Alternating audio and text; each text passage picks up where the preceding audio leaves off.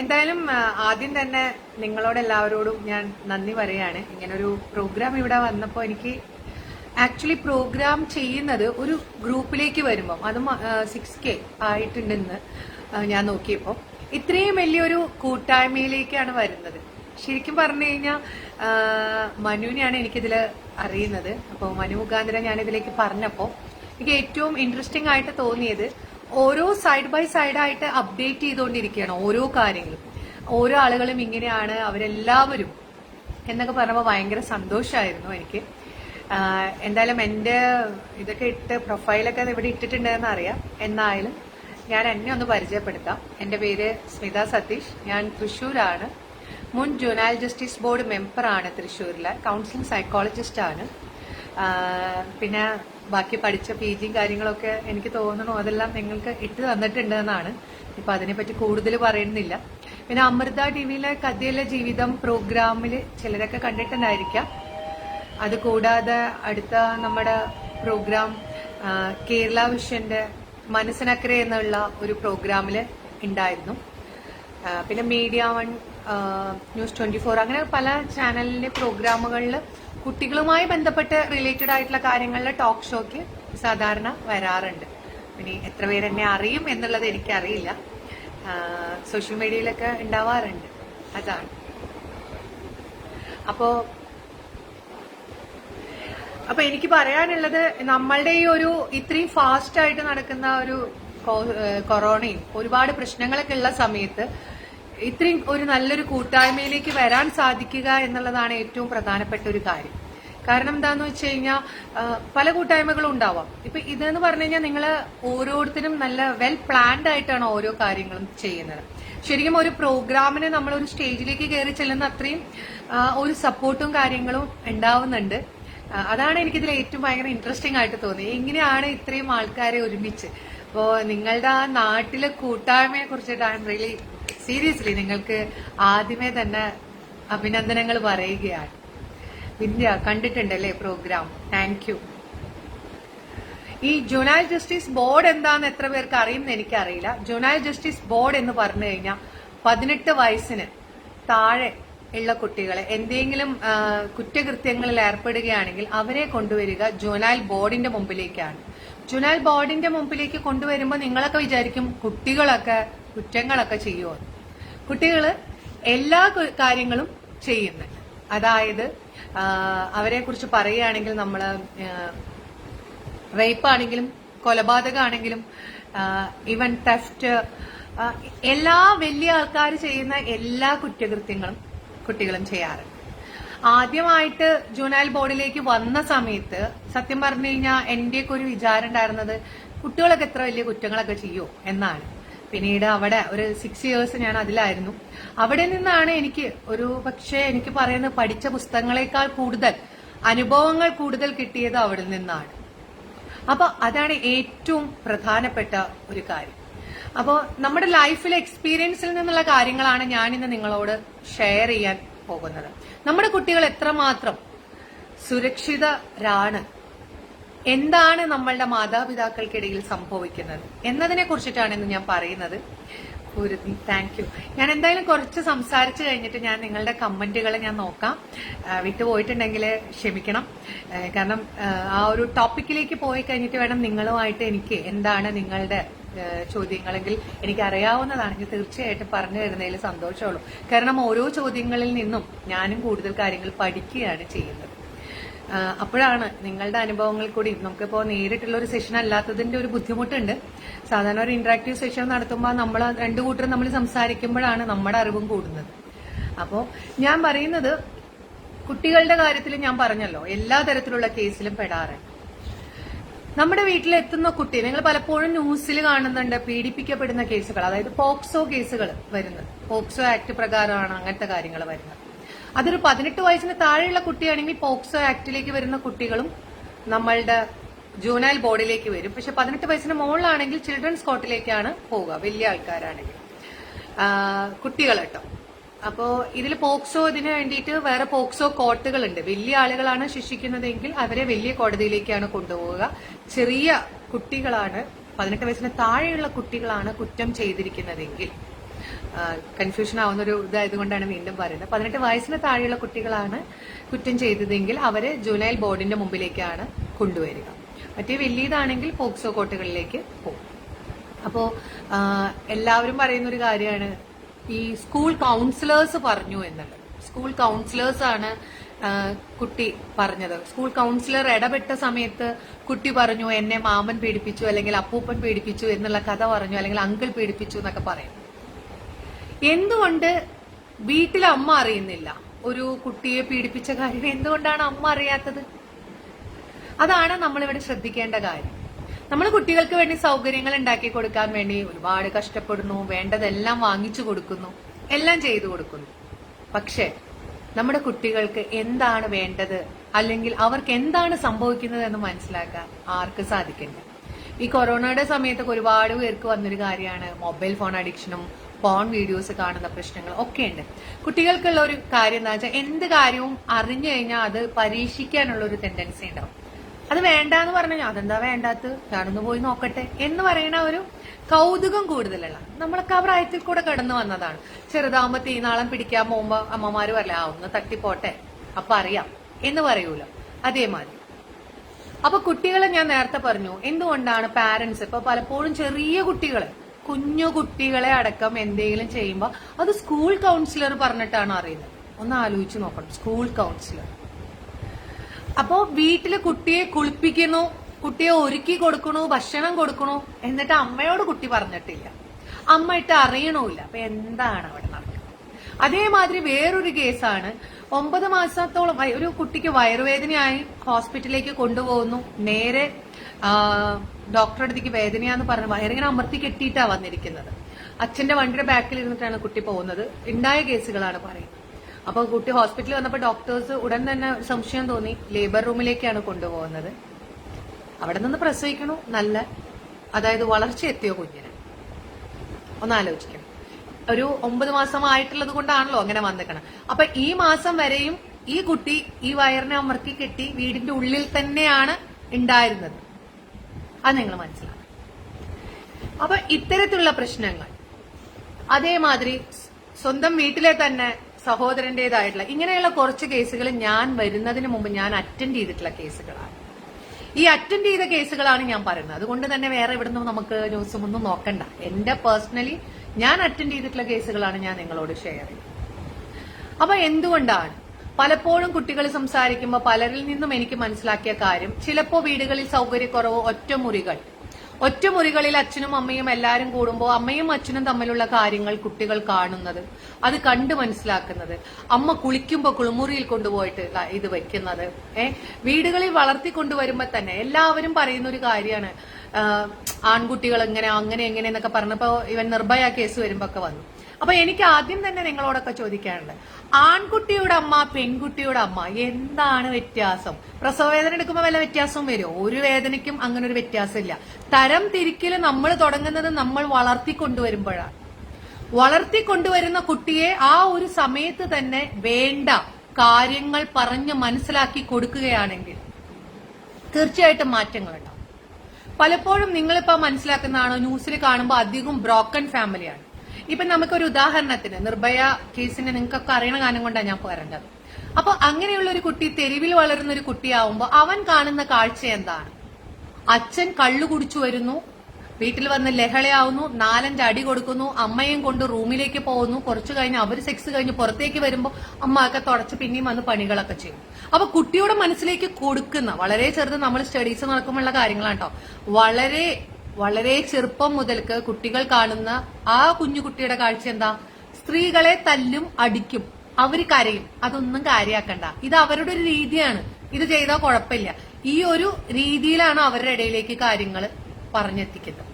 അപ്പൊ ഇതുവരെ വീട്ടിലൊരു സന്തോഷമോ ഹാപ്പിനെസ്സോ അറിയാത്തൊരു കുട്ടിക്ക് മറ്റൊരാളുടെ സങ്കടം കാണുമ്പോ വീട്ടിൽ എന്നും അടിയും ചവിട്ടും കുത്തുമാണ് അമ്മയ്ക്ക് കിട്ടുന്നത്. ഇത് കണ്ടു വളരുന്ന ഒരു കുട്ടിക്ക് എന്താ മറ്റൊരാളുടെ സങ്കടം കണ്ടാൽ വല്ലതും മനസ്സിലാവും? ഒരു 7 വയസ്സിന്റെ ഉള്ളിൽ കുട്ടികളുടെ ഉള്ളിലേക്ക് കയറുന്ന ഓരോ ഇൻസിഡന്റും അവരെ ബാധിക്കുന്നതാണ് പറയുക. അതുകൊണ്ട് തന്നെ ക്യാരക്ടർ ആ ഒരു ഫോർമേഷൻ സമയത്ത്, സ്വഭാവ രൂപീകരണ സമയത്ത് ആ ഒരു ടൈമിൽ തന്നെ കുട്ടികൾക്ക് വേണ്ട നല്ല രീതിയിലുള്ള സപ്പോർട്ട് കൊടുക്കണം. നമ്മുടെ അവിടെ എന്താ പറയാ, ചെറിയ കുട്ടിയല്ലേ അത് സാരില്ല, എന്താച്ചാ ആയിക്കോട്ടെ. അവരൊന്നും ഇപ്പൊ മനസ്സിലാക്കണ പ്രായമല്ലല്ലോ. എന്നിട്ട് ഒരു കൗമാരപ്രായം ആവുമ്പോ കടന്ന് ഭയങ്കര ശ്വാസം വിളി, ബുദ്ധിമുട്ട്, അത് ഇത് പറഞ്ഞ് ലഹളമായോ ഇങ്ങനെ ചിലരുണ്ടാവും. അപ്പൊ ഒരു കുട്ടിയെ ഇപ്പൊ നിങ്ങൾ ഒരുപാട് വീഡിയോസ് വരുമ്പോ എന്ത് കാര്യവും ഒരു കുട്ടി വീട്ടിൽ വന്ന് തുറന്നു പറയാൻ സമ്മതിക്കും. അതിന് ഏറ്റവും പ്രധാനപ്പെട്ട കാര്യം കുട്ടികളുമായിട്ട് കമ്മ്യൂണിക്കേഷൻ ചെയ്യാനുള്ള സമയം നിർബന്ധമായും വേണം. ഒരമ്മയും ഒരച്ഛനും വളരെ പ്രൊട്ടക്റ്റ് ആയിട്ട് അല്ല വളരെ അടുത്ത് സേഫ് ആയിട്ട് ഇരിക്കുന്ന സമയത്ത് കുട്ടിക്ക് ഉണ്ടാവുന്ന ഒരു ഫീൽ ഉണ്ട്, എന്റെ എല്ലാ കാര്യങ്ങളും എനിക്ക് ഷെയർ ചെയ്യാൻ സാധിക്കും. എന്തുകൊണ്ടാണ് സ്വന്തം വീട്ടിൽ തുറന്നു പറയാൻ പറ്റാതെ കുട്ടികൾ പുറത്തേക്ക് പോകുന്നത്? വളരെ വലിയ കുട്ടികളുടെ കാര്യം നമുക്കറിയാം, പ്രണയം കാര്യങ്ങളൊക്കെ പൊട്ടും. വളരെ ചെറിയ കുട്ടികൾക്ക് പലപ്പോഴും എടുത്തു ചാടുന്ന ഒരു കാര്യം, എന്താണ് സംഭവിക്കുന്നത് എന്ന് പോലും അറിയാതെ.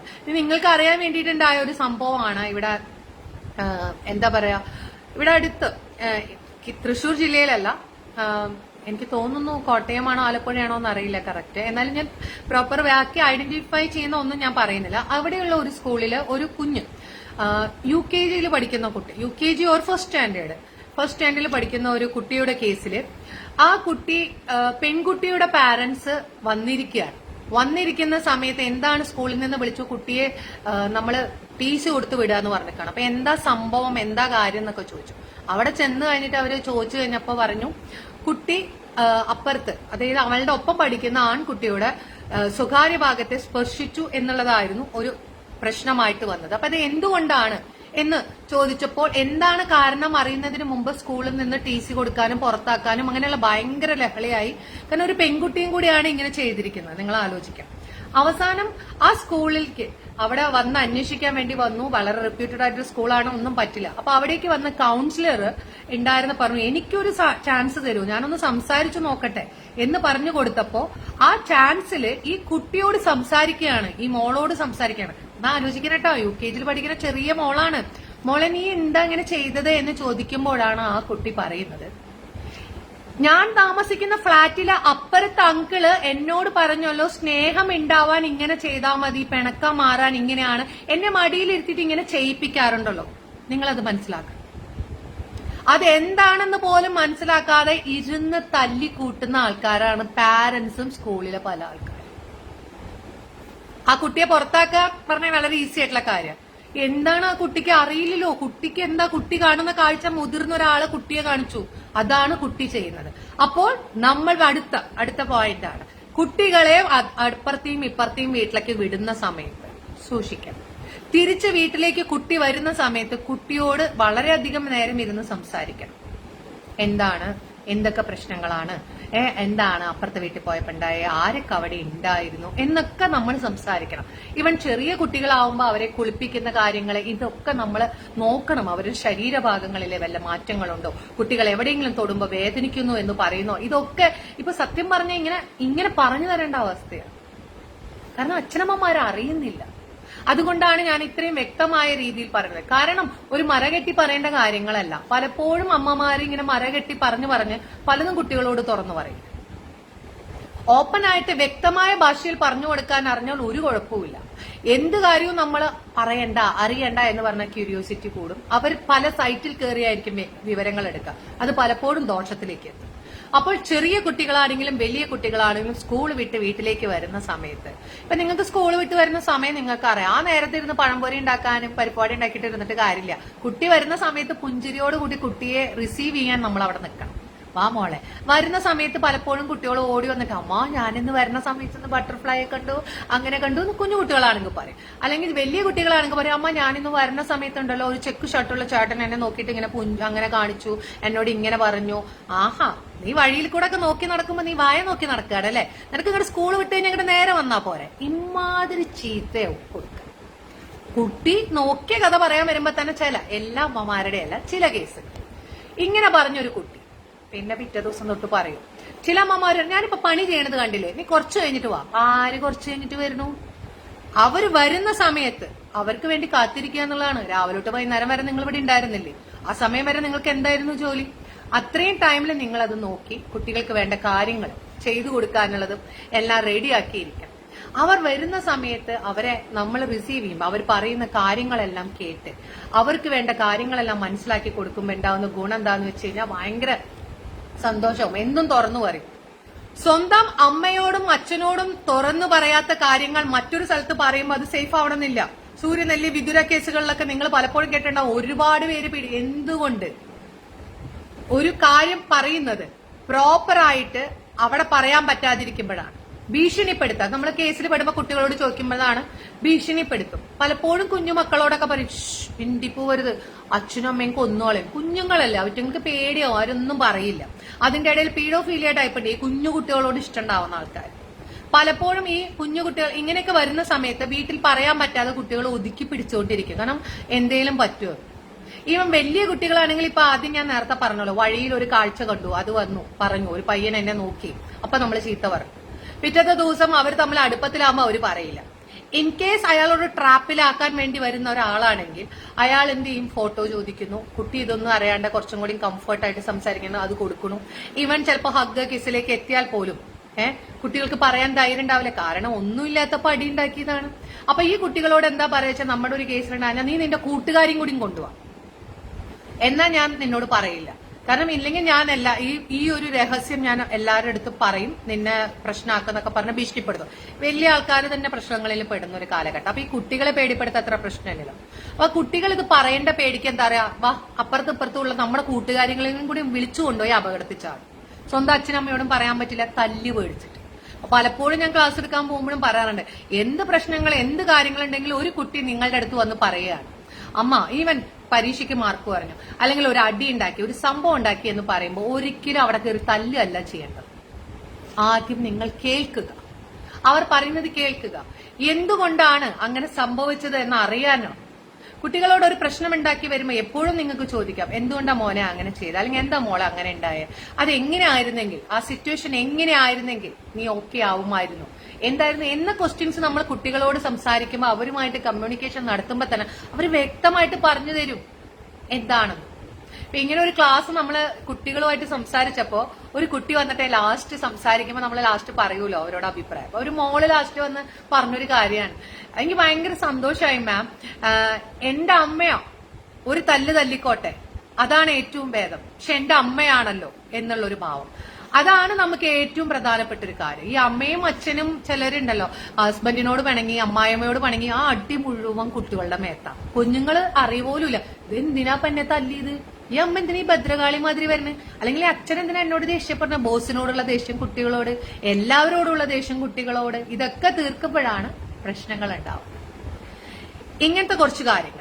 അതുകൂടാതെ നിങ്ങളിൽ പലരും ശ്രദ്ധിക്കാതെ പോയ വളരെ പ്രധാനപ്പെട്ട കാര്യം, സോഷ്യൽ മീഡിയയിൽ നമ്മൾ ഫോട്ടോസ് പോസ്റ്റ് ചെയ്യും. നമ്മുടെയൊക്കെ ഫോട്ടോസ് പോസ്റ്റ് ചെയ്യുമ്പോൾ ആരെയൊക്കെ എടുത്തു പോട്ടെ, പക്ഷേ കുഞ്ഞുമക്കളുടെ ഫോട്ടോ പോസ്റ്റ് ചെയ്യുമ്പോൾ ജനിച്ച ഉടനെയുള്ള കുട്ടിയുടെ ഫോട്ടോ, കുട്ടികളുടെ ന്യൂഡായിട്ടുള്ള ഫോട്ടോ എന്ന് നമ്മൾ പറയുന്നത് ജനിച്ച ഉടനെയുള്ള ഫോട്ടോ. പിന്നെ കുട്ടികളെ കുളിപ്പിച്ചുകൊണ്ടിരിക്കുമ്പോഴുള്ള ഫോട്ടോ, അവരെ കുളിപ്പിച്ചുകൊണ്ടിരിക്കുമ്പോൾ കുട്ടികളെ വലുതാകുമ്പോൾ ആവാലോ എന്നൊക്കെ പറഞ്ഞാൽ അച്ഛനമ്മമാർക്ക് ഒരു ഇതാണ് അവരുടെ എടുക്കുന്നത്, അങ്ങനെ നഗ്നത പ്രദർശിപ്പിക്കുന്ന ഫോട്ടോസ്.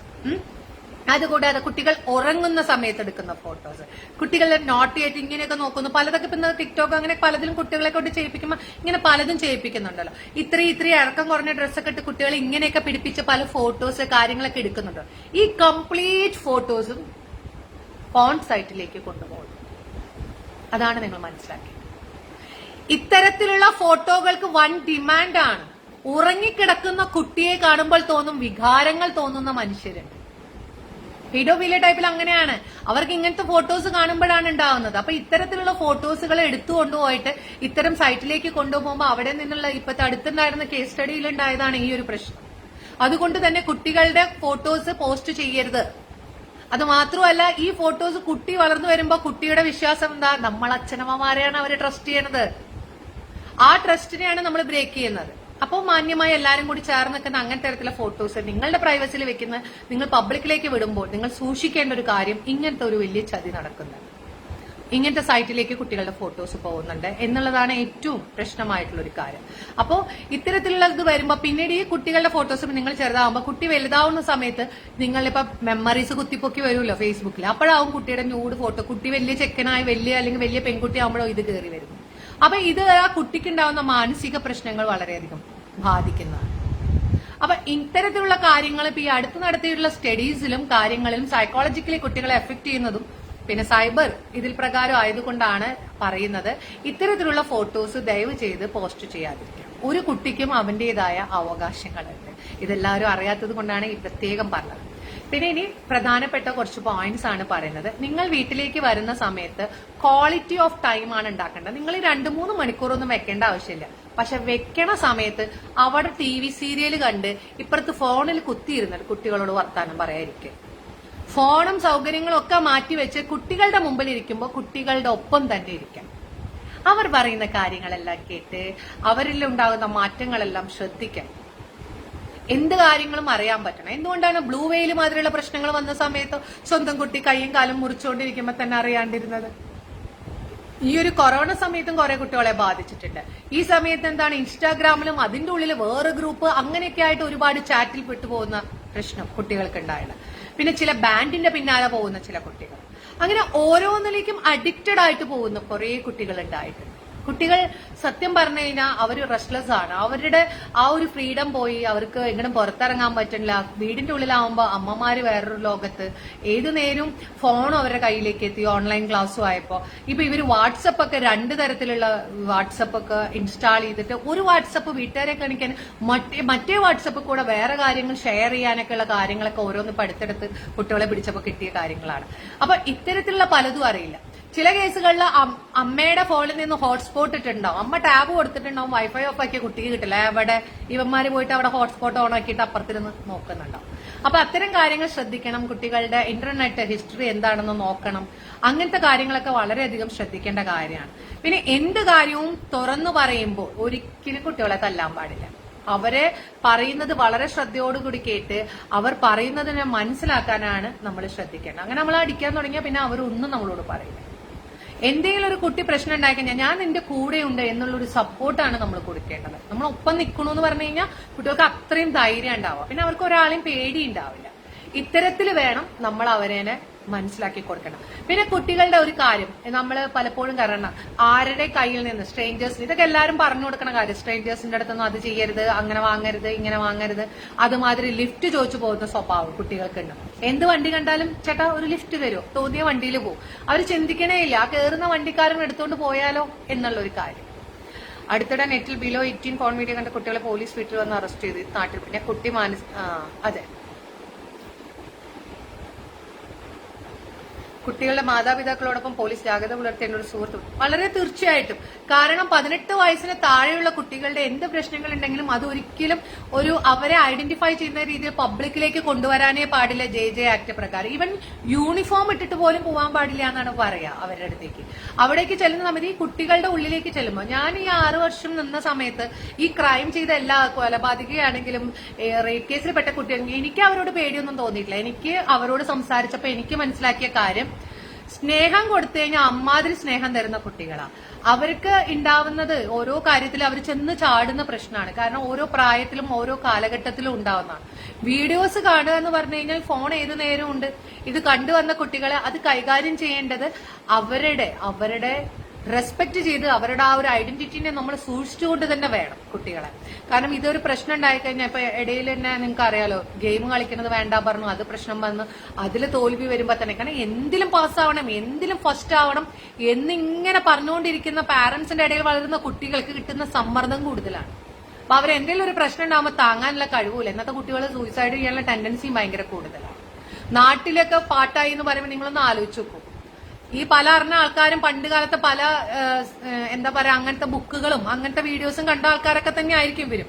പക്ഷെ ഈ ഒരു കുട്ടിയെ ഭയങ്കര മോശമായിട്ട് അപമാനിക്കുന്നതിന് തുല്യമാണ് ഈ കുട്ടികൾ. അതൊക്കെ വളരെ പ്രൈവസിയായി സീക്രട്ട് ആയിട്ടാണ് ഈ കാര്യങ്ങൾ കൊണ്ടുപോകുന്നത്. കാരണം കുട്ടികളാണ്, ആ ഒരു കൗതുകം ആ പ്രായത്തിൽ ഉണ്ടാവും. എന്തിന് വലിയ ആൾക്കാരടക്കം ഇങ്ങനത്തെ ഓരോന്ന് ചെയ്തുകൊണ്ടിരിക്കണം. അപ്പൊ പിന്നെ കുഞ്ഞുങ്ങളാണ്, അവർക്കൊരു കൗതുകത്തിലാണ് അത് എത്തുന്നത്. അപ്പൊ അതൊക്കെ വളരെയധികം സെൻസിറ്റീവ് ആയിട്ടുള്ള കാര്യങ്ങളാണ്, വളരെയധികം ശ്രദ്ധിച്ച് ചെയ്യേണ്ട കാര്യങ്ങളാണ്. എനിക്ക് തോന്നുന്നു ഞാൻ കുറച്ച് കാര്യങ്ങൾ ഇങ്ങനെ പറഞ്ഞു പോയി. ഇനി നിങ്ങളുമായിട്ട് കുറച്ച് സംസാരിക്കാം, അതാണ് തോന്നുന്നു. ഏകദേശം ഇത്രയും കാര്യങ്ങൾ പറഞ്ഞ നിങ്ങളുടെ ചോദ്യങ്ങൾക്ക് എന്തെങ്കിലും ഉത്തരം പറയുമ്പോഴാണ്, അല്ലെങ്കിൽ ഞാൻ മാത്രം സംസാരിക്കണം മാതിരിയാണ്. അപ്പൊ നിങ്ങൾക്ക് എന്തെങ്കിലും ഉണ്ടെങ്കിൽ പറയാം. പോലീസ് ജാഗ്രത, അതാണ് ഞാൻ പറഞ്ഞത്. തീർച്ചയായിട്ടും അത് വളരെയധികം ശ്രദ്ധിക്കേണ്ടതാണ്. അതിനെതിരെ കംപ്ലൈന്റ് കൊടുക്കാനും കൂടി പറ്റുന്നതാണ് ചൈൽഡ് റൈറ്റില്. നിങ്ങൾക്ക് വേറെന്തെങ്കിലും ആർക്കെങ്കിലും പറയാനുള്ളതോ എന്തെങ്കിലും ഉണ്ടെങ്കിൽ ചോദിക്കാട്ടോ. ഞാനിങ്ങനെ കുറെ കാര്യങ്ങൾ പറഞ്ഞു പോകണ്ടെന്ന് പറഞ്ഞിട്ടാണ്. നമ്മൾ രണ്ടു കൂട്ടരും നമ്മൾ സംസാരിച്ചാലാണല്ലോ അതിന്റെ ഒരു ഇത് കിട്ടുക. ആരുടെയെങ്കിലും ക്വസ്റ്റ്യൻസ് എന്തെങ്കിലും ഉണ്ടായിട്ടുണ്ടോ ഇതല്ലാണ്ട്?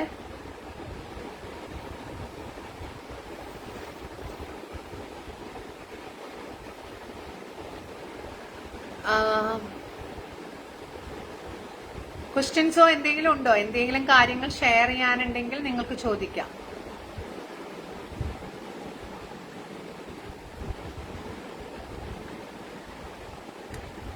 നമ്മുടെ കുട്ടികൾക്ക് വേണ്ട കാര്യങ്ങൾ, എന്ത് കാര്യവും ഓപ്പൺ ആയിട്ട് വീട്ടിൽ തുറന്നു പറയാൻ പറയുന്ന മാതിരി തന്നെ അവർ പറയുന്ന കാര്യങ്ങളെ അത് കേട്ട് അതെന്താണെന്ന് മനസ്സിലാക്കാനോ നമ്മളൊരു ജഡ്ജ്മെന്റിലാവരുത്. അവർ പറയാൻ വരുന്നതിന് മുമ്പ് എനിക്കറിയാം ഇതാണ്. പലപ്പോഴും പലരും ചെയ്യുന്ന ഒരു ചെറിയ ഒരു വലിയ തെറ്റാണ് അത്. മറ്റുള്ളവരെ മുമ്പിൽ വെച്ചിട്ട് കുട്ടികളെ തരം താഴ്ത്തി പറയുക, അവരെ എന്താ പറയുക ഡീഗ്രേഡ് ചെയ്ത് സംസാരിക്കുക, കമ്പാരിസൺ നടത്തുക, ഇതെല്ലാം ചെയ്യുന്നത് ബുദ്ധിമുട്ടുള്ള ഒരു കാര്യമാണ്. പോസിറ്റീവായിട്ടുള്ള സ്ട്രോക്സ് കൊടുത്തിട്ട് കുട്ടികളെ വളർത്തണം എന്നാണ് നമ്മൾ പറയാറ്. നിങ്ങളുടെ ആരെങ്കിലും ക്വസ്റ്റ്യൻസ് അങ്ങനെ എന്തെങ്കിലും ഉണ്ടെങ്കിൽ പറഞ്ഞോളൂ കേട്ടോ. ഇവിടെ കുറച്ചു പേരൊക്കെ കണ്ടിരുന്നു. ഇനി എനിക്ക് കാണാഞ്ഞിട്ടാണോ എന്നറിയില്ല. ഐ തിങ്ക് ഒരു ലാസ്റ്റ് ഒരു മെസ്സേജ് തന്നെ പിന്നെ വേറൊന്നും വന്നിട്ടില്ല. ഐ ഹോപ്പ് നിങ്ങൾക്ക് ക്ലിയർ ആണ്, കാണാൻ പറ്റുന്നുണ്ട്. കാണാൻ പറ്റുന്നൊക്കെ ഉണ്ടല്ലോ അല്ലെ? നമ്മളുടെ കുട്ടികളുടെ ഇപ്പൊ നിങ്ങൾ ആരുടെയും ക്വസ്റ്റ്യൻ വരാത്ത സ്ഥിതിക്ക് ഞാൻ അടുത്തൊരു പ്രധാനപ്പെട്ട ഒരു കാര്യം പറയാൻ പോകുന്നത്, കുട്ടികളുടെ ഈ ഒരു സമയത്ത് നമ്മൾ പറഞ്ഞല്ലോ എന്നാണ് കുട്ടികളെ സുരക്ഷിതരാക്കുക എന്ന് പറഞ്ഞാൽ, കുട്ടികൾ ഇപ്പൊ ഇന്റർനെറ്റിന്റെ ലോകത്താവുമ്പോൾ ഇന്റർനെറ്റിനെ കുറിച്ചിട്ടുള്ള ഒരു ബേസിക് വിവരം വേണം. സൈബർ പ്രശ്നങ്ങളെ കുറിച്ചിട്ട് കുട്ടികൾക്ക് ഒരു അവയർനെസ് കൊടുക്കണം. പലപ്പോഴും സ്കൂളുകളിലുണ്ട്. നിങ്ങളുടെ കുട്ടി സംസാരിക്കുന്നത് ആരോടാണ്? നിങ്ങളുടെ കുട്ടിക്ക് സ്പെഷ്യൽ ക്ലാസ് ഉണ്ടോ? ക്ലാസ് ടൈം എത്ര മണി വരെയാണ് എന്നുള്ളതൊക്കെ നിങ്ങൾ തീർച്ചയായിട്ടും സ്കൂളിലെ ടീച്ചേഴ്സുമായിട്ട് സംസാരിച്ചിട്ട് അറിഞ്ഞിരിക്കേണ്ടത് വളരെ അത്യാവശ്യമാണ്. ഒരു സമയം കഴിഞ്ഞാൽ കുട്ടിയുടെ കയ്യിൽ നിന്ന് ഫോൺ മാറ്റിവെക്കുക വേണം.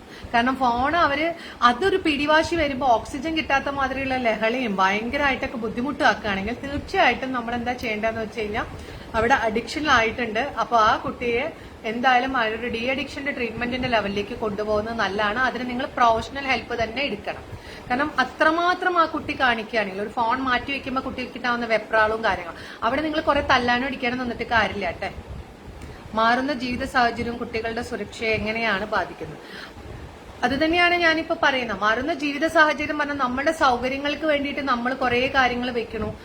ഈ പറഞ്ഞ ഫോണുകളും കാര്യങ്ങളും ഓരോന്നും നമ്മൾ കൊടുക്കുകയാണ്. അതും പണ്ടുണ്ടായിരുന്ന നോക്കിയയുടെ ഈ ഫോണിൽ നിന്ന് മാറിയിട്ട് ഇപ്പൊ എല്ലാവർക്കും ഇപ്പൊ വാട്സപ്പ് ഗ്രൂപ്പ് വീഡിയോസ് എന്നെല്ലാം പറഞ്ഞു കൊടുക്കുമ്പോൾ നമ്മളിൽ പലർക്കും അതിലെ പല ടെക്നിക്സും അറിയില്ല. നമ്മളതെല്ലാം ഇവർക്ക് കൊടുക്കുമ്പോൾ അവരെ നമ്മൾ ട്രസ്റ്റ് ചെയ്തിട്ടാണ് കൊടുക്കുന്നത്. അപ്പൊ കുട്ടികൾ ഉണ്ടാവുന്ന ഒരു പ്രശ്നം എന്താ വെച്ചാൽ കുട്ടികൾ അത് മാക്സിമം അത് കാണുന്നു. ഈ കാണുന്ന ഓരോ പരസ്യം ഇതിന്റെ ഇടയിൽ ചില പരസ്യങ്ങളായിട്ടാണ് ഈ പോൺ വീഡിയോസിന്റെ ഒക്കെ ചിലതുണ്ടാവുക. അതിങ്ങനെ മങ്ങിയ തരത്തിലേക്ക് വരുന്ന സമയത്ത് അതിലേക്ക് ക്ലിക്ക് ചെയ്തിട്ട് ചിലത് പോകും. അങ്ങനെയാണ്. ഇപ്പൊ കഴിഞ്ഞ ദിവസം ഒരു 6ാം ക്ലാസ്സുകാരന് അങ്ങനെയാണ് ഉണ്ടായത്. അവനിങ്ങനെ ക്ലിപ്പ് അങ്ങനെ ഇത് അമർത്തിയപ്പോ അറിയാണ്ട് കയറിപ്പോയതാണ്. പിന്നെ ഒരു ലോകത്തിലേക്ക് കയറിപ്പോകുന്ന കുട്ടികൾക്ക് ഉണ്ടാവുന്ന കൗതുകമുണ്ട്. നമ്മൾ വലിയ മുതിർന്ന ആൾക്കാർ ചിന്തിക്കേണ്ടത് ഞാൻ എങ്ങനെയായിരുന്നു, എന്റെ മനസ്സ് എങ്ങനെയാണ് ആ സമയത്ത് ഉണ്ടാവും. ഏതൊരു കുട്ടിയെയും തല്ലുന്നതിനും മടിക്കുന്നതിന് മുമ്പ് ആ കുട്ടിയുടെ സ്ഥാനത്ത് നിന്ന് നമ്മളൊന്ന് ചിന്തിച്ചു നോക്കാൻ നമുക്ക് സാധിക്കണം. എന്തായിരിക്കും ആ ഒരു സമയത്ത് ഉണ്ടാവുക? ആ ഒരു ചിന്ത നമുക്ക് കറക്റ്റ് കിട്ടുകയാണെങ്കിൽ, ആ തോട്ട് ലെവൽ നമുക്ക് കറക്റ്റ് കിട്ടുകയാണെങ്കിൽ നമുക്ക് ഹാൻഡിൽ ചെയ്യേണ്ട വിധം കുറച്ചും കൂടിയും പറ്റും. ജീവിത സാഹചര്യം എന്തൊക്കെ മാറിയാലും കുട്ടികളുടെ കൂടെ നമ്മൾ ഇരിക്കാനും, കുട്ടികളെ ഉറക്കുമ്പോൾ ചെറിയ കുട്ടികളാണെങ്കിൽ അവരെ കൂടെ ഒപ്പം ഇരുന്ന് കിടന്ന് അവരെ ഉറക്കാൻ, നീ പോയി കിടന്നോ ഇന്ന സമയമാകുമ്പോ കിടന്നോ എന്നല്ല, അവരെ കൂടെ ഇരുന്ന് മോറൽ സ്റ്റോറീസ് പറഞ്ഞ് കഥകൾ പറഞ്ഞ് നമ്മൾ വേണ്ട ആശയങ്ങളെ അങ്ങോട്ട് എത്തിക്കാം. പണ്ട് കാലത്ത് കഥകൾ പറയുമായിരുന്നു അച്ഛനമ്മമാരും അമ്മൂമ്മമാരൊക്കെ. ഇപ്പൊ ഒറ്റപ്പെട്ട് താമസിക്കുന്ന കാരണം കൊണ്ട് പലപ്പോഴും ഉണ്ടാകുന്ന ഒരു പ്രശ്നം എന്താന്ന് വെച്ച് കഴിഞ്ഞാൽ എന്താ പറയാ, ആരുമില്ല വീടുകളിൽ. ചിലതൊക്കെ സർവന്റുകളാണ് കുട്ടികളെ വളർത്തുന്നത്. ഇവൻ ഒരു ആൺകുട്ടിയുടെ കേസ് എനിക്ക് ഇപ്പോഴും ഓർമ്മയുണ്ടായിരുന്നു. എറണാകുളത്തുണ്ടായിരുന്ന ഒരു ആൺകുട്ടിയുടെ കേസിൽ അവൻ കല്യാണമൊക്കെ കഴിഞ്ഞിട്ട് അവന് പ്രശ്നമായിട്ട് പോന്നപ്പോഴാണ് ചൈൽഡ്ഹുഡ് ഹിസ്റ്ററി ഉണ്ടാക്കിയപ്പോ സർവന്റിന്റെ ഒപ്പമാണ് ഈ കുട്ടിയെ നിർത്താറ്. ഈ സർവന്റിന്റെ കൂടെ നിർത്തുമ്പോ ഈ ആൺകുട്ടീനെ കറണ്ട് പോകുന്ന സമയത്ത് അവര് അബ്യൂസ് ചെയ്തിരുന്നു.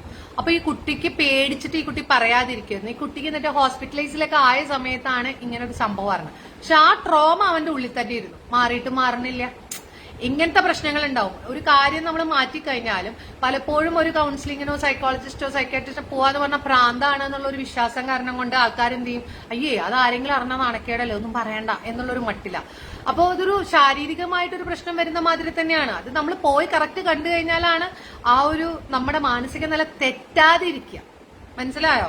അതൊരു സാധാരണ പ്രശ്നമാണ്. കുട്ടിയുടെ ഉള്ളിൽ ആ ഭയം കാരണം കൊണ്ടൊന്ന് ആലോചിച്ച് നോക്കൂ, എത്ര പേടിച്ചിട്ടാണ് ഉണ്ടാവുക അവരിയ്ക്കുന്നത്. അപ്പൊ ആ അവസ്ഥയിൽ കൂടിയാണ് അവൻ ഇരിക്കുന്നത്. ഒരാളോട് തുറന്നു പറയാൻ പോലും പറ്റുന്നില്ല. തുറന്നു പറഞ്ഞാൽ ആര് വിശ്വസിക്കും എന്നുള്ള മനോഭാവം. അപ്പൊ അതുണ്ടാവും. ഇവൻ ഈ അടുത്ത ദിവസങ്ങളിൽ തന്നെ വളരെ വലിയ ഒരു യുവാവിന് അയാൾക്കുണ്ടായിരുന്ന ഒരു കാര്യമാണ് ഇങ്ങനത്തെ ഒരു പ്രശ്നം. മാഡം, ഒരു ചെറിയ സംശയം. ഞാൻ ഉൾപ്പെടെയുള്ള ഒരു തലമുറയുടെ വളർച്ചയ്ക്ക് കാരണം നമ്മുടെ ഗുരുക്കന്മാരാണ്. അവർ സ്നേഹത്തോടെ ചേർത്ത് പിടിക്കുന്നു, തെറ്റു കണ്ടാൽ ശിക്ഷിക്കുന്നു. പക്ഷെ ഇന്ന് ബാലപീഡനം എന്ന പേടി കൊണ്ട് പല അധ്യാപകരും തെറ്റ് കണ്ടാൽ പോലും ശിക്ഷ കൊടുക്കാനോ ഉപദേശിക്കാനോ വിടുന്നു. ആ അവസ്ഥ മാറും. ഈ അവസ്ഥ മാറണ്ടേന്ന് ചോദിച്ചു കഴിഞ്ഞാൽ കുട്ടികളെ തല്ലുന്നതും അടിക്കുന്നതിലും വീട്ടുകാരുടെ പല അധ്യാപകരും നമുക്ക് മണ്ടത്തെ അധ്യാപകരെക്കാൾ കൂടുതൽ ഇപ്പോഴത്തെ കേസുകളിൽ ഉണ്ടാവുന്ന ഒരു പ്രശ്നം എന്താന്ന് വെച്ച് കഴിഞ്ഞാൽ അധ്യാപകർ തന്നെ കുട്ടികളെ എന്താ പറയാ മിസ്ബിഹേവ് ചെയ്തിട്ട് അല്ലെങ്കിൽ അബ്യൂസ് ചെയ്ത കേസുകൾ ഉണ്ടായിട്ടുണ്ട്. ഞാൻ അറ്റൻഡ് ചെയ്തിട്ടുണ്ട്. വളരെ മോശമായ രീതിയിൽ കുട്ടികളോട് പെരുമാറിയ കേസുകളുണ്ട്. പക്ഷെ എല്ലാവരില്ല. ഈവൻ ചില മതവിഭാഗങ്ങളത്തെ കാര്യങ്ങളിൽ ഇതിലൊക്കെ ഉണ്ട് പ്രശ്നങ്ങൾ ഉണ്ടായിട്ടുണ്ട്. അപ്പൊ ഈ ഇത്തരത്തിലുണ്ടാവുന്ന ഒരു കാര്യത്തിൽ ഗുരുക്കന്മാരിൽ പലർക്കും പറഞ്ഞു തന്നെ ഒരു തെറ്റ് കണ്ടാലും അടിക്കാൻ പറ്റില്ല. ശരിയാണ്. കുട്ടികൾക്ക് നമ്മളെക്കാൾ കൂടുതൽ നിയമം അറിയാം. അവർ പറയും ഞങ്ങളിത് പറഞ്ഞു കഴിഞ്ഞാൽ 1098 വിളിച്ചു പറയും പറഞ്ഞ് കുട്ടികൾ ഭീഷണിപ്പെടുത്തുന്നുണ്ട്. പക്ഷെ അങ്ങനെ വന്നാലും നമ്മളുടെ അടുത്തേക്കൊക്കെ വരുമ്പോൾ നമ്മൾ ആ കേസിന്റെ അവര് എന്താണ് അത് എന്ന് നോക്കാറുണ്ട്. അത് എത്രമാത്രം സത്യമാണോ വസ്തുനിഷ്ഠമാണോ എന്നൊക്കെ നോക്കാറുണ്ട്. അപ്പൊ പല കുട്ടികളും ഈ നിയമത്തിനെ ദുരുപയോഗം ചെയ്യുന്നത് നമ്മൾ ഇങ്ങനെയാണ് മനസ്സിലാക്കിയെടുക്കുന്നത്. ദുരുപയോഗം ചെയ്യണ കേസുകൾ ഉണ്ടാവാറുണ്ട്. നമ്മൾ അത് മനസ്സിലാക്കാറുള്ളത് ഇങ്ങനെയാണ്.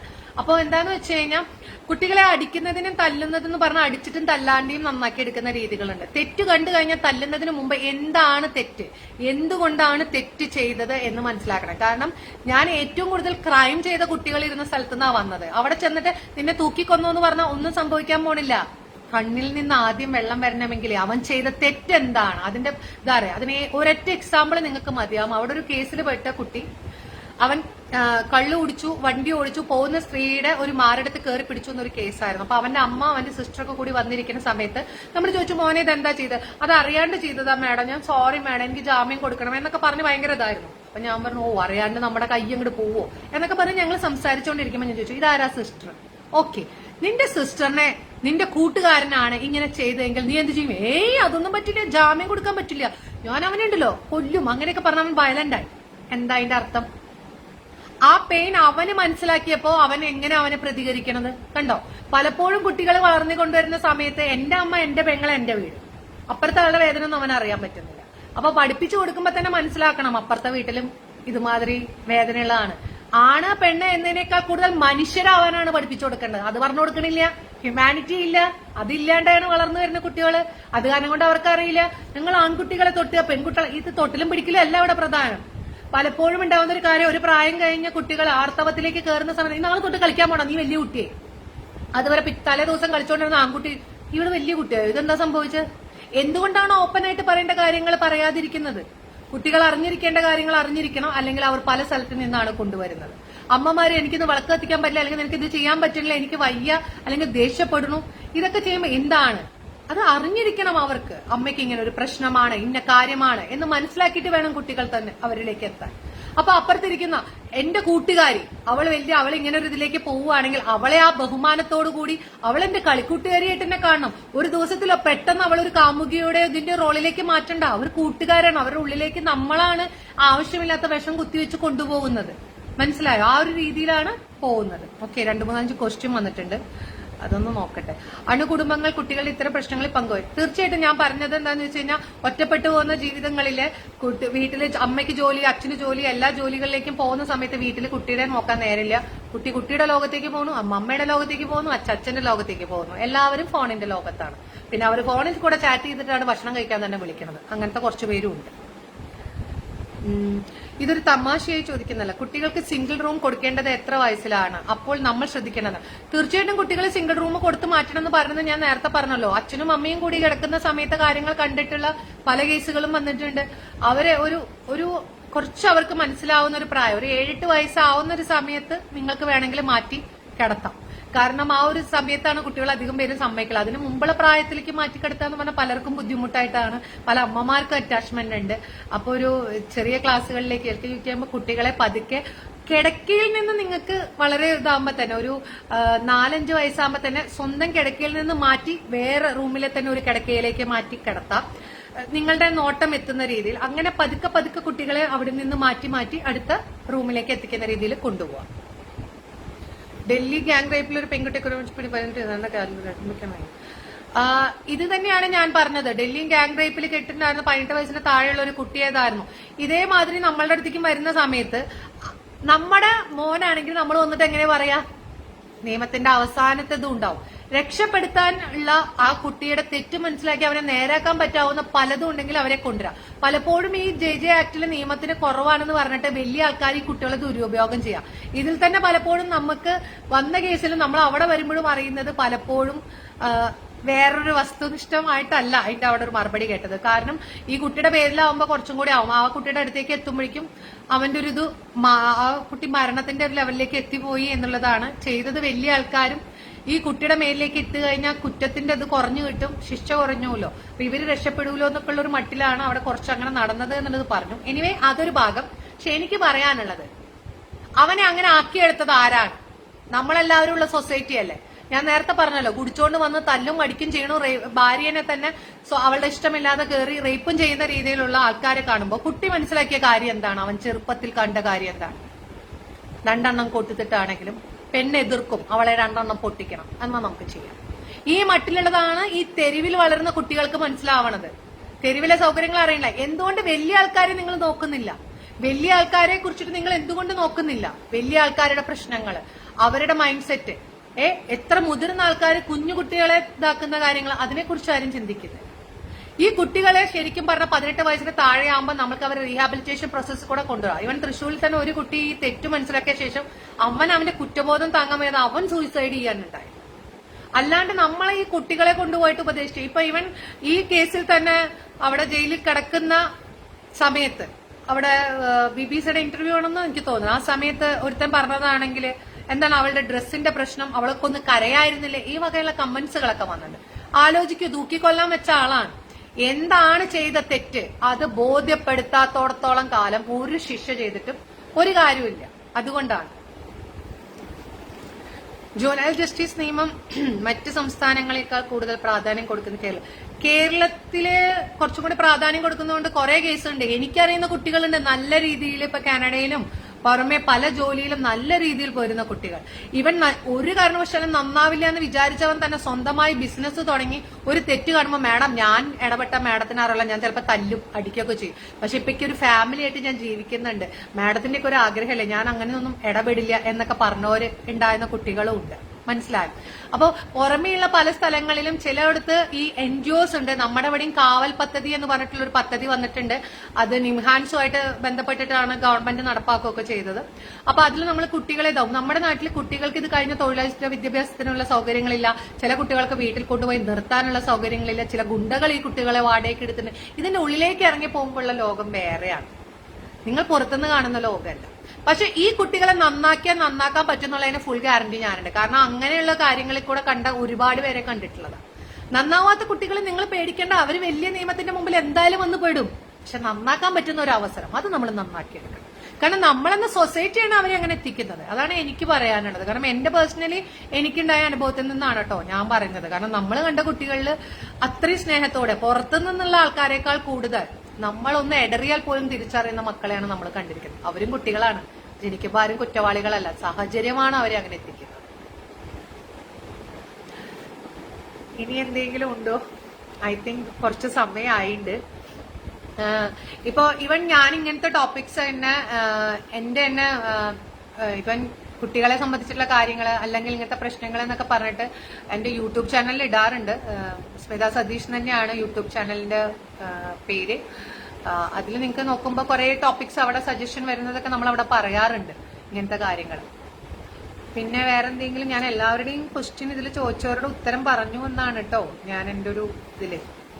കുറച്ചു നേരമായി. ഇനി എന്തെങ്കിലും നിങ്ങൾക്ക് ചോദിക്കാനുണ്ടെങ്കിൽ പറയാം, അല്ലെങ്കിൽ എനിക്ക്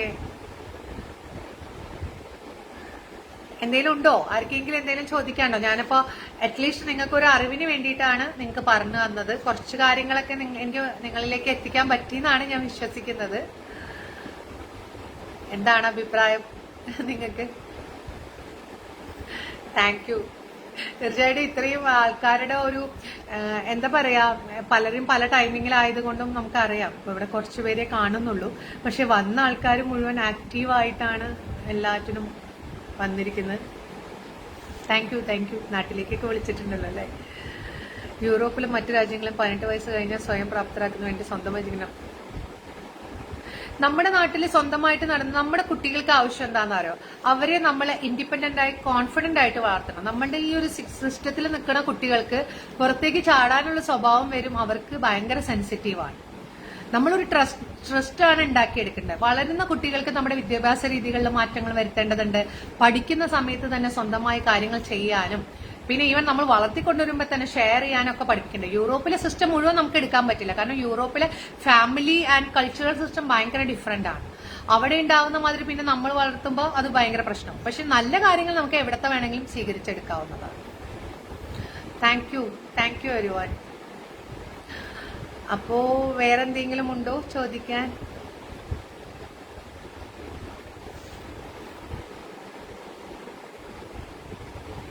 വേറെ ആർക്കെങ്കിലും എന്തെങ്കിലും ചോദിക്കാനുണ്ടോ?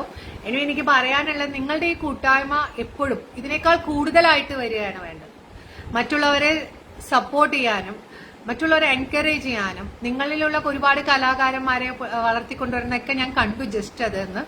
അപ്പൊ തീർച്ചയായിട്ടും അതൊരു നല്ലൊരു കാര്യമാണ്. കാരണം ഒരു സമൂഹം നന്നായി കഴിഞ്ഞാൽ അത് എന്തായാലും തീർച്ചയായിട്ടാണ്. കാരണം ഇതുമാതിരിയുള്ള കുറെ കൂട്ടായ്മകൾ ഉണ്ടെങ്കിൽ നമ്മുടെ നാടൊക്കെ എത്ര മനോഹരാവും.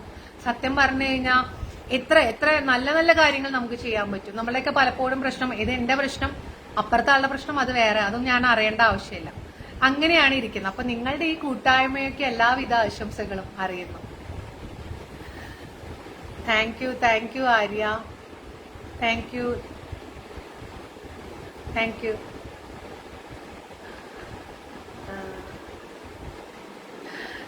എന്റെ കൗൺസിലിംഗിന്റെ ഇതിന് എന്റെ വെബ്സൈറ്റ് ഉണ്ട്, അല്ലെങ്കിൽ smisatish@gmail.com. അതിലേക്ക് നിങ്ങൾക്ക് മെയിൽ ചെയ്യാം. പിന്നെ ഫേസ്ബുക്കിൽ തന്നെ സ്മിത സതീഷ് എന്നുള്ള പേജ് ഉണ്ട്, അതിൽ മെസ്സേജ് ചെയ്യുമ്പോൾ നമ്മൾ കോണ്ടാക്ട് ചെയ്യാറുണ്ട്. പിന്നെ വെബ്സൈറ്റിൽ നിങ്ങൾക്ക് ബുക്ക് ചെയ്യാവുന്നതാണ്. Thank you Babu Dileep Kallara. Hijas thank you. Vidya thank you. ഈ ഒരു ടൈമിന്റെ ഉള്ളിൽ ഞാൻ കുറച്ച് ഫാസ്റ്റ് ആയിട്ട് തന്നെ കുറച്ച് കാര്യങ്ങളൊക്കെ പറഞ്ഞു തന്നു എന്നാണ്. കാരണം ഇങ്ങനത്തെ കാര്യങ്ങളൊക്കെ പറയുകയാണെങ്കിൽ ഒരുപാട് ഉണ്ട് പറയാൻ വേണ്ടിയിട്ട്. പക്ഷെ ഏറ്റവും അത്യാവശ്യം നിങ്ങൾക്ക് അറിഞ്ഞിരിക്കേണ്ട ഒരു കാര്യങ്ങളാണ് പറഞ്ഞു തന്ന്. പിന്നെ കുട്ടികൾക്ക് അത്യാവശ്യം നമ്മൾ ഇപ്പോൾ പെൺകുട്ടികൾക്കാണെങ്കിലും യോഗ, കളരി, കരാട്ടെ ഇങ്ങനത്തെ കാര്യങ്ങളൊക്കെ ചെയ്തു കൊടുക്കുന്നുണ്ട്. അവരോട് ഒരു കാര്യം പറയാം, നോ എന്ന് പറയാൻ പഠിപ്പിക്കുക. അതുമാതിരി ആൺകുട്ടികളോടും നോ എന്ന് പറയാൻ പഠിപ്പിക്കണം. കാരണം ആൺകുട്ടികൾക്ക് ഇങ്ങനത്തെ പ്രശ്നത്തിൽ പെടാറുണ്ട്. നോ ആക്സെപ്റ്റ് ചെയ്യാനും പഠിപ്പിച്ചു കൊടുക്കണം. അതുകൊണ്ടാണ് പ്രണയം നിരസിക്കുമ്പോഴേക്കും ആസിഡ് എറിയണ പ്രശ്നങ്ങളൊക്കെ വരുന്നത്. സ്വാതന്ത്ര്യ സമര ചരിത്രത്തിൽ മറക്കാൻ പറ്റാത്തൊരു നാടാണ് ഞങ്ങളുടെ കല്ലറ. ആ നാടിന്റെ സ്നേഹം അറിയാനും ഞങ്ങളുടെ ഒപ്പം കൂടെ.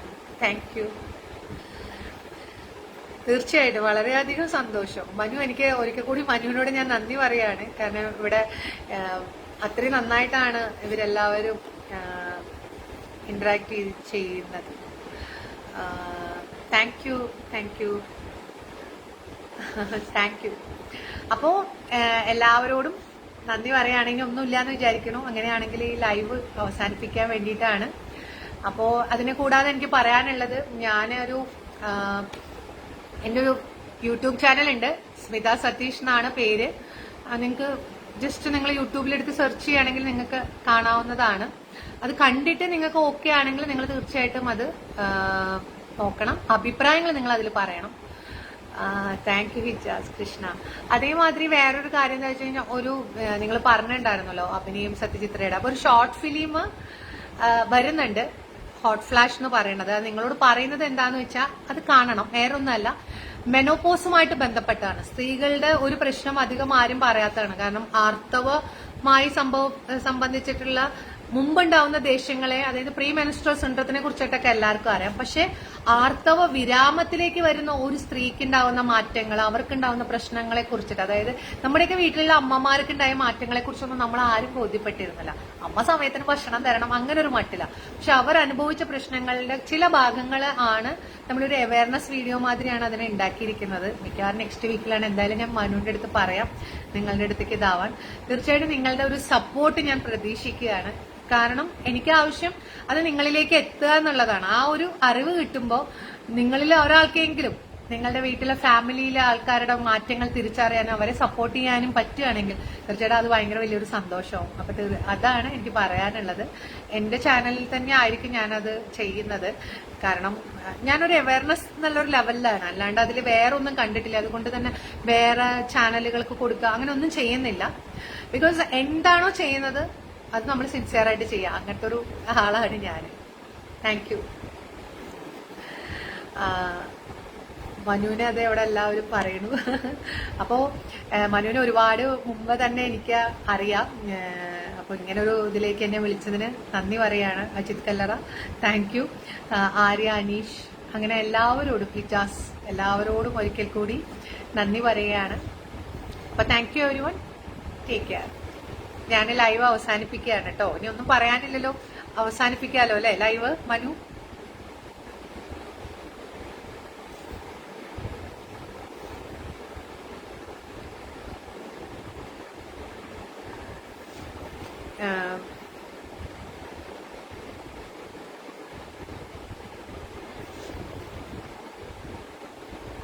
ലൈവ്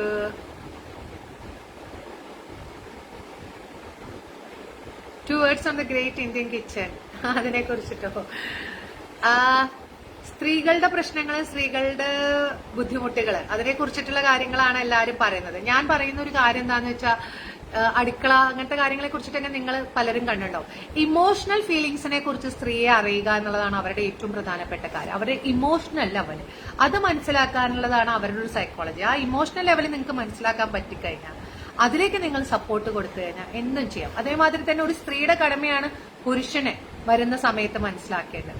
പലപ്പോഴും പല പ്രശ്നങ്ങൾ അറിയുമ്പോൾ പലരുടെയും കഴിവുകളെല്ലാം അതൊന്നും അറിയില്ല, ഒരു ലോകത്തേക്ക് ഒതുങ്ങിക്കൂടണു. ഹസ്ബൻഡ് വീട്ടിലേക്ക് വരുന്ന സമയത്ത് അവരോട് ദേഷ്യപ്പെടണു. അപ്പൊ പരസ്പരം ആണ് പെണ്ണെന്നൊന്നും ഇല്ലാതെ രണ്ടുപേരോട്, ഞാൻ നേരത്തെ പറഞ്ഞല്ലോ, ഞാനൊരു ഹ്യൂമാനിറ്റി എന്നുള്ളൊരു ലെവലിന്റെ ആ ഒരു സന്ദേശമാണ് നിങ്ങൾക്ക് തരാൻ ഉദ്ദേശിക്കുന്നത്. മനുഷ്യത്വം, അതാണ് നമുക്ക് വേണ്ടത്. Thank you. അപ്പോ മനുഷ്യത്വമുള്ള ഒരുപാട് പേരെ കണ്ടു എന്നുള്ളൊരു സന്തോഷമാണ്. നിങ്ങൾ നിങ്ങളുടെ മക്കളെയും നിങ്ങൾക്കറിയുന്ന എല്ലാവരോടും നിങ്ങൾ പറഞ്ഞു കൊടുക്കേണ്ട ഒരു കാര്യം ഹ്യൂമാനിറ്റി, അതാണ് ഏറ്റവും പ്രധാനപ്പെട്ട കാര്യം. മനുഷ്യത്വമാണ് നമുക്ക് അത്യാവശ്യം, അതാണ് നമുക്ക് നഷ്ടപ്പെട്ടു പോകും. അപ്പോ മാഡത്തിന്റെ പാട്ടോ? എന്റെ പാട്ടൊന്നും ഇല്ല. Thank you. പാട്ടൊന്നും പാടണില്ല, പാട്ട് പാടിയതായിട്ട് വിചാരിക്കുക. പാട്ട് പറഞ്ഞപ്പോ അഭിനയിച്ച് മനോരമ മ്യൂസിക്കിൽ ഓടിക്കൊണ്ടിരിക്കണ്ടേ ഗൗരി എന്ന് പറയണത്, അത് മതി. അപ്പൊ ആ പാട്ട് വേണമെങ്കിൽ പോയി കണ്ടോളൂ. എല്ലാം കാണാത്തവരുണ്ടെങ്കിൽ ഗൗരി മനോരമ മ്യൂസിക്കിലാണ്, വലിയ കുഴപ്പമില്ലാണ്ട് പോകുന്നുണ്ട്. അപ്പൊ ആ പാട്ട് നിങ്ങൾക്കൊക്കെ ഡെഡിക്കേറ്റ് ചെയ്തു, എന്റെ വക ഒരു നൊസ്റ്റാൾജിയ സോങ് ആണത്. ഓക്കെ, അപ്പൊ താങ്ക് യു എവരിവൺ. ഒരിക്കൽ കൂടി എല്ലാവരോടും നന്ദി പറയണു. ഞാൻ ലൈവ് ക്ലോസ് ചെയ്യാണ്.